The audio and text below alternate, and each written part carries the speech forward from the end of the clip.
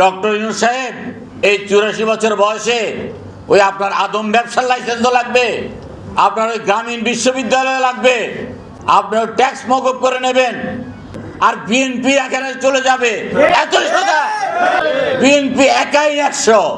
সংস্কারের আগে আপনি আপনার উপদেষ্টা মণ্ডলীতে সংস্কার করেন। ডক্টর ইউনূসকে আমরা সরকার প্রধান হিসাবে মেনে নিয়েছিলাম।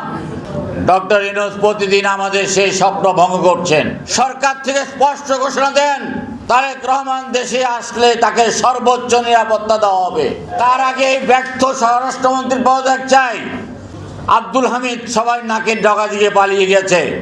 খুনের মামলার আসামি আইবি রহমান একজন খুনের মামলার আসামি কিভাবে সাংবাদিক সম্মেলন করে?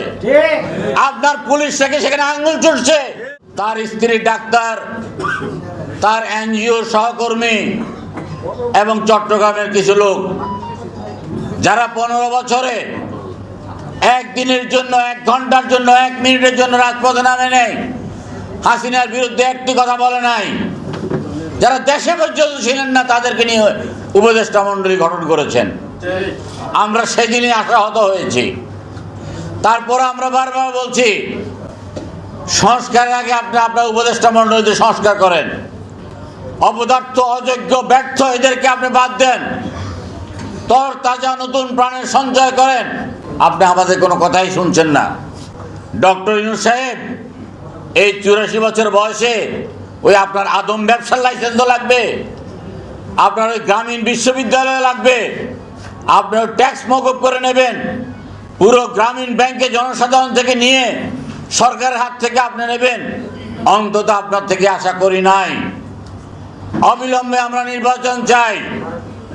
নির্বাচনের আগে আমাদের নেতা দেশনায়ক তারেক রহমানের স্বদেশ প্রত্যাবর্তনের সকল প্রতিবন্ধকতা আপনি দূর করেন। সরকার থেকে স্পষ্ট ঘোষণা দেন তারেক রহমান দেশে আসলে তাকে সর্বোচ্চ নিরাপত্তা দেওয়া হবে। আপনাদের মুখ থেকে শুনতে চাই। তার আগে ব্যর্থ স্বরাষ্ট্রমন্ত্রীর পদত্যাগ চাই।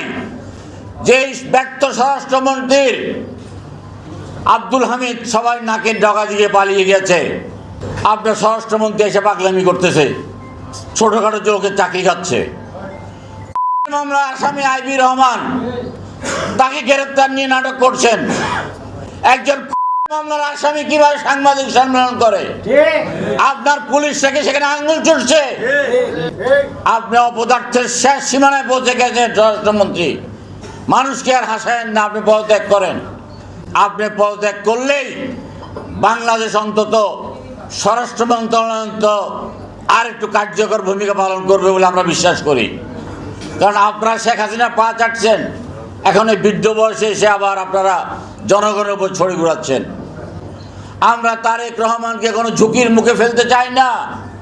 আগামী দিনের রাষ্ট্রনায়ক তারেক রহমান আসবে, SSF-এর নিরাপত্তা সহ সর্বোচ্চ নিরাপত্তা তাকে বিধান করতে হবে। সরকার থেকে আমরা আজকে স্পষ্ট ঘোষণা করতে চাই, আমরা শুনতে চাই। এবং এই দাবিতে আজকে 12 দল সবার আগে মাঠে নেমেছে। ইনশাআল্লাহ আগামী দিনও 12 দল মাঠে নামবে। আরে বেকুব, একজন ফেসবুকে স্ট্যাটাস দিল আর বিএনপি এখানে চলে যাবে। এত সোজা। বিএনপি বাংলাদেশের সবচাইতে জনপ্রিয় দল, সবচাইতে শক্তিশালী দল। বিএনপি একাই 100।